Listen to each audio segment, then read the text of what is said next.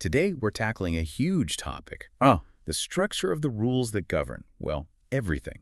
From global agreements between nations right down to the rights you personally hold. That's right. And we're not just listing laws here. We're really trying to dissect the underlying architecture. The sources we're looking at push us towards understanding three key areas, all connected: international law, that global stage, then constitutional law, the foundation within a nation, and finally, how courts actually apply these rules, the whole law versus fact thing. Okay, quite a bit to unpack there. So our mission, let's call it that, is to get a real grip on the basic structures, the main goals, and importantly, the kind of philosophical sticking points within these systems. We're really digging into what actually makes a rule law, like real law, and where does its power, its authority actually stand. It's a fascinating question, isn't it? Because the answer really shifts depending on your perspective, global or domestic.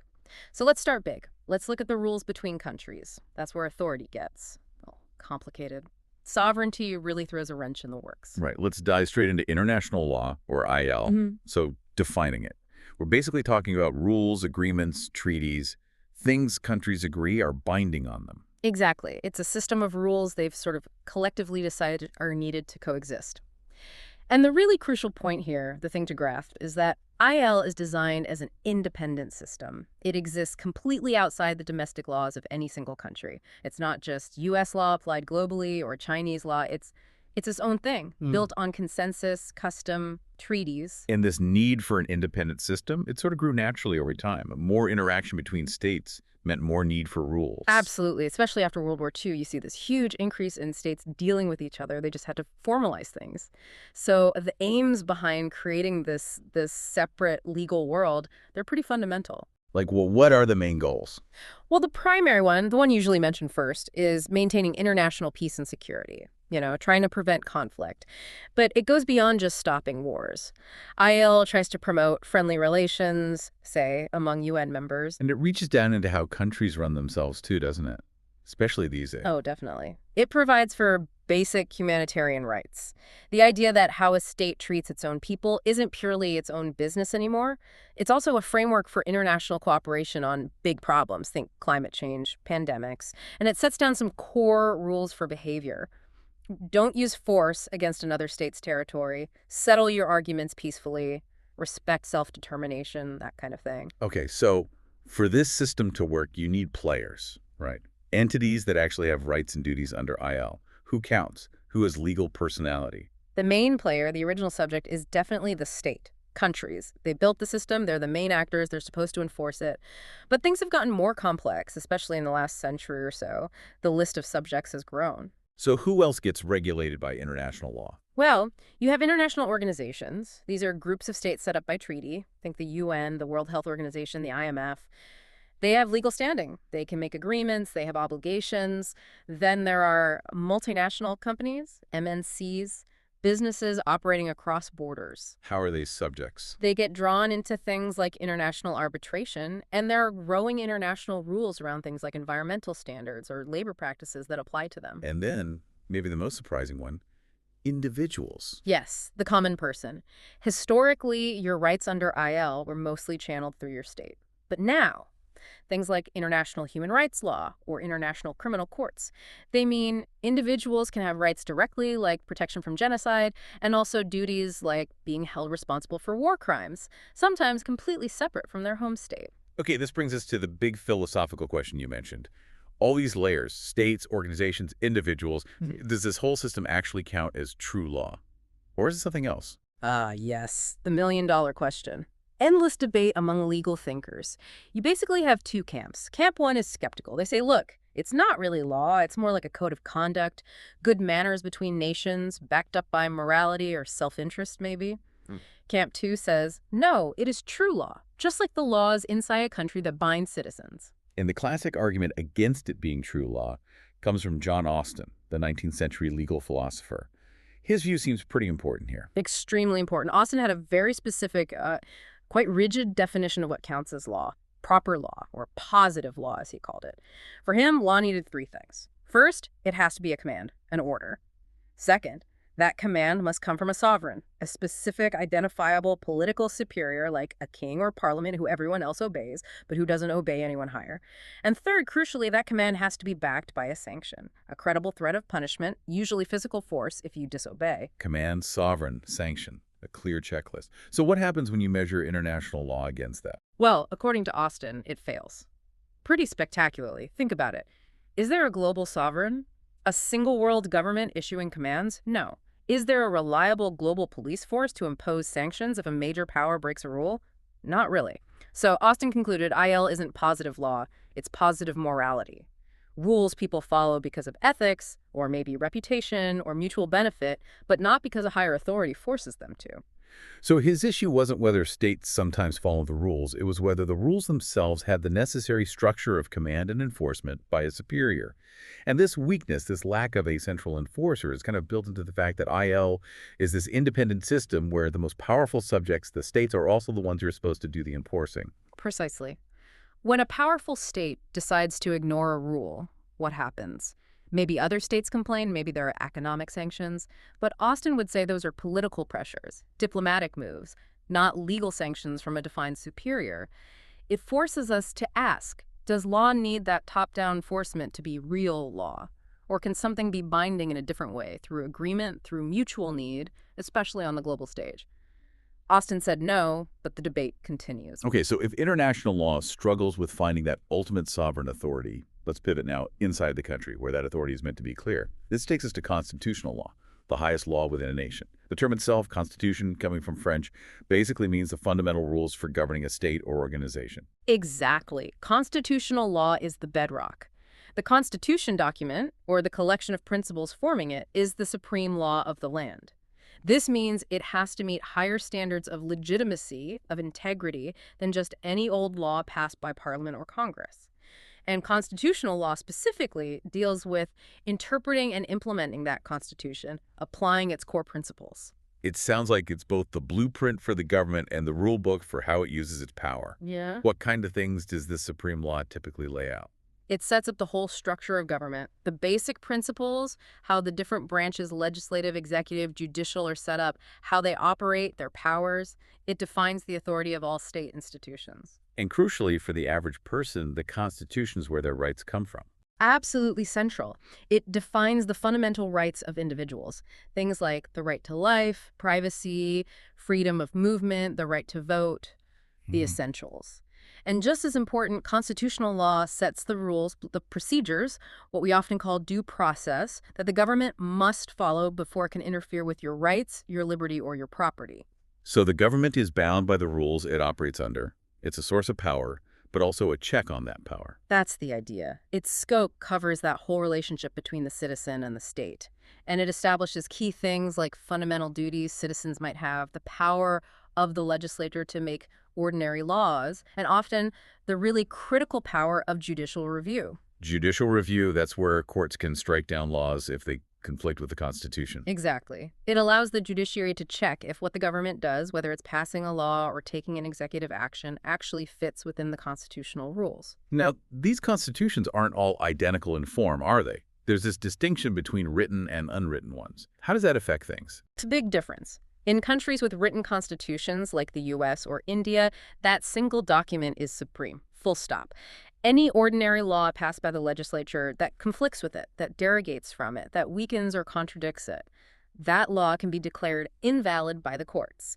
The Constitution stands above the lawmakers. Okay, and the alternative, the unwritten kind.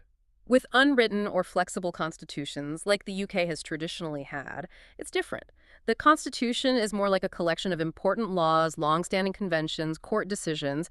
There isn't that same strict hierarchy. Parliament, the legislature, is often seen as supreme and can technically change even fundamental constitutional rules just by passing a new ordinary law. The line is blurrier. But whether it's written down in one place or not, you're saying we have to understand this law in its social and political context. It's more than just technical rules. Oh, absolutely. You can't separate a constitution from the society it governs. It has to reflect, or at least aspire to, the political and ethical ideals of the people. It's both a mirror of values and a statement of intent. Which brings us to the core why. Why do societies accept This supreme internal authority, this idea of constitutionalism. Why have a constitution in the first place? Well, the functions are vital for a stable society. It's about ensuring power is used fairly, impartially, promoting harmony. Fundamentally, it protects the rights of individuals and groups. It provides a framework for managing resources for economic activity. So its main job, arguably, is to prevent arbitrary power, the very thing Austin worried about internationally, but which constitutions try to control domestically. Exactly right. Constitutional law gives legitimate authorities the power they need to act for the public good, but at the same time, it builds in limits. It erects barriers to stop leaders abusing their power. And that commitment to limiting power according to law, that's the heart of constitutionalism. So constitutionalism isn't just saying we have a constitution, it's a principle, a standard. It's the principle of legitimacy. It means the government's actions are only legitimate if they follow the law of the land, the Constitution. It demands that the government itself is bound by the law. This is what allows domestic law to be seen as true law.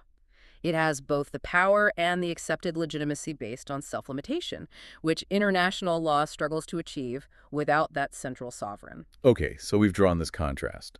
The global system wrestling with authority, and the domestic system defined by its supreme yet limited authority. Now let's look at how law works on the ground, its physical reach, and how courts actually use it, starting with physical boundaries, territoriality. Right. The basic general rule is pretty straightforward. Law is territorial. What that means is a state's laws generally apply only within its own borders to all people, all things, all actions, all events inside that territory. It doesn't matter if you're a citizen or a visitor. So if I'm, say, a French citizen on holiday in Japan, I follow Japanese law while I'm there. Simple enough. That's the basic principle. But like most legal principles, there are exceptions, especially now in our interconnected world. We have the concept of extraterritorial operation of law. This is where a country's law is applied outside its physical borders. Ah, okay. So when can a nation legitimately reach beyond its own territory with its laws? That sounds like it could cause friction. It definitely can. Yeah. There are different justifications countries use. One common one is based on nationality, the active nationality principle. A country might claim the right to prosecute its own citizens for certain serious crimes they commit even when they're abroad. Another big one, especially for business and finance, is the effects doctrine. The effects doctrine, how does that work? It basically says a country can apply its laws to conduct that happens outside its borders if that conduct has a significant, direct, and foreseeable negative effect inside its territory. Can you give an example of that extraterritorial reach? Sure.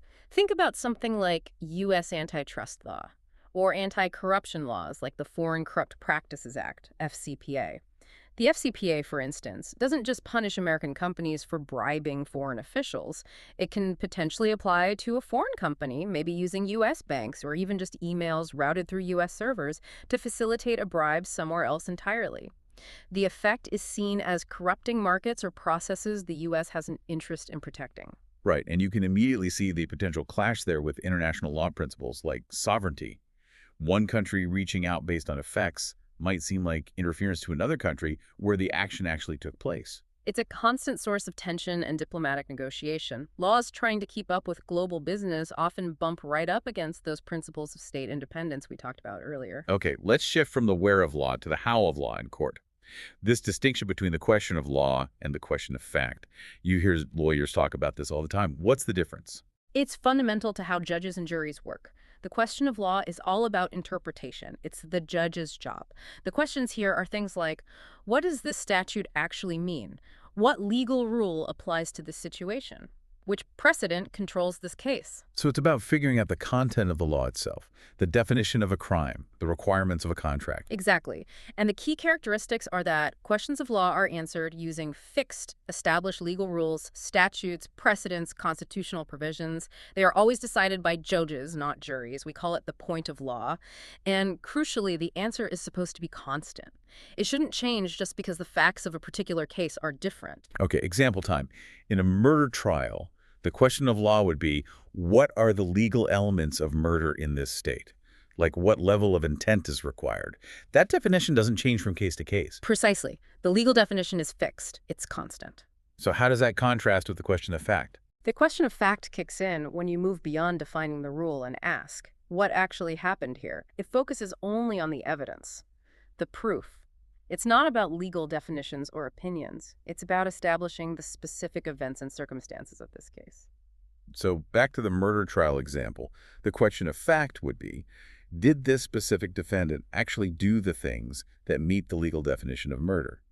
Did the evidence, witnesses, forensics, etc., prove they had the required intent and caused the death? Exactly. And that answer depends entirely on the specific evidence presented in that trial. It's completely variable. Questions of fact are answered based on the evidence brought forward by the parties, prosecution, and defense. In many systems, the jury decides the facts. It's the point of fact. So while the definition of murder is constant, law, whether the defendant pulled the trigger, whether they acted in self-defense, those are questions of fact, totally dependent on the evidence presented. That makes sense.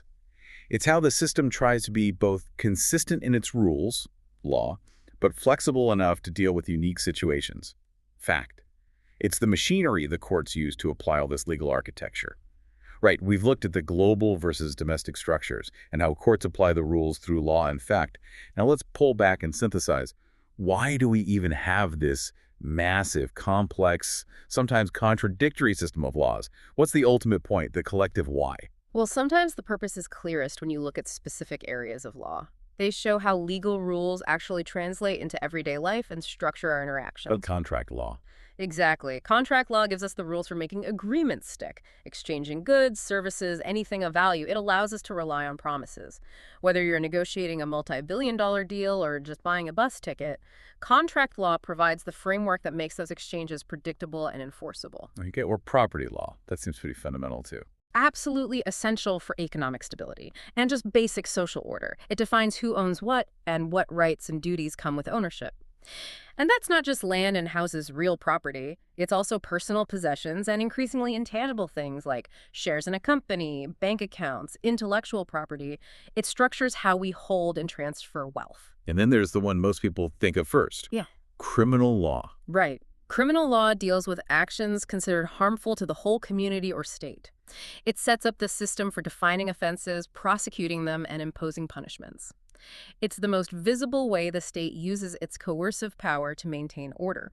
Now, if you look across all these branches, the sources we reviewed suggest the overall purpose of law boils down to about four main goals, four essential things law does for society. Okay, what's goal number one? Maintaining order. This is maybe the most basic function. Law sets standards for behavior to keep society from descending into chaos.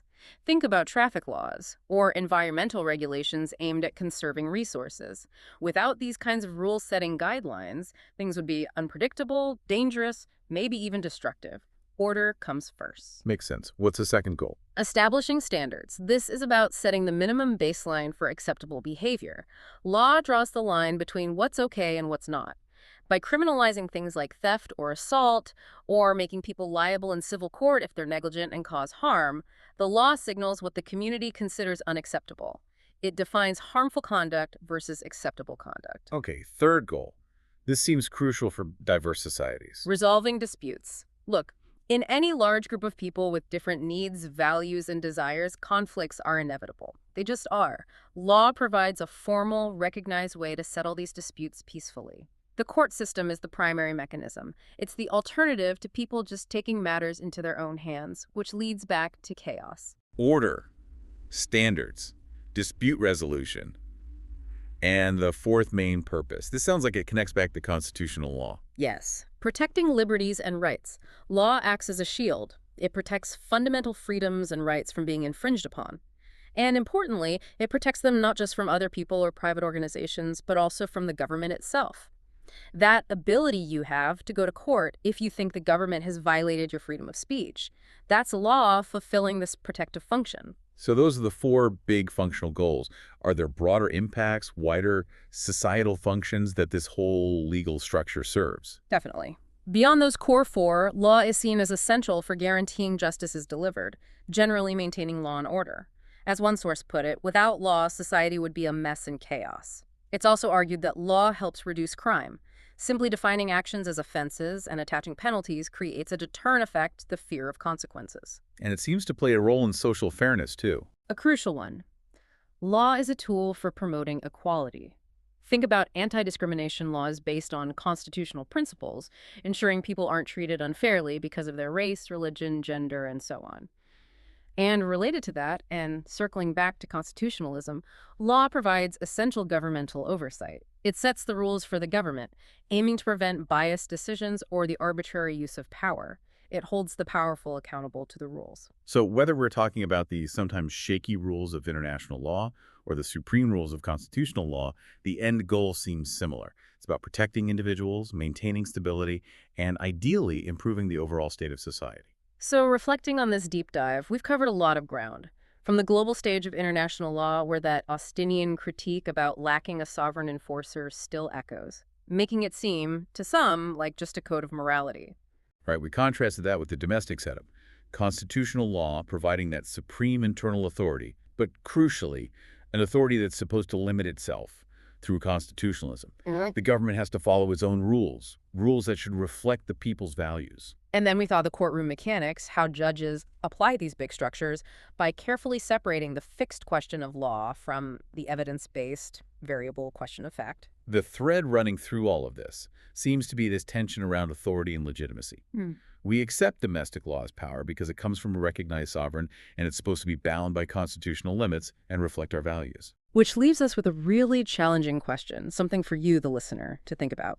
If domestic law gets its realness, its accepted power, partly from this shared sense of legitimacy and a sovereign enforcer, what would it actually take for international law to move beyond being just a code of morality, as Austin saw it?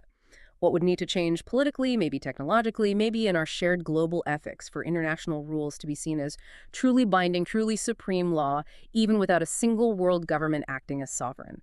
And what happens in that messy intersection we touched on when one nation's legitimate attempt to apply its law extraterritorially crashes head-on into another nation's sovereignty? Who gets the final say then? The architecture is there, but the boundaries, especially the global ones, seem constantly under pressure from a changing world. Plenty to think about. Until the next deep dive.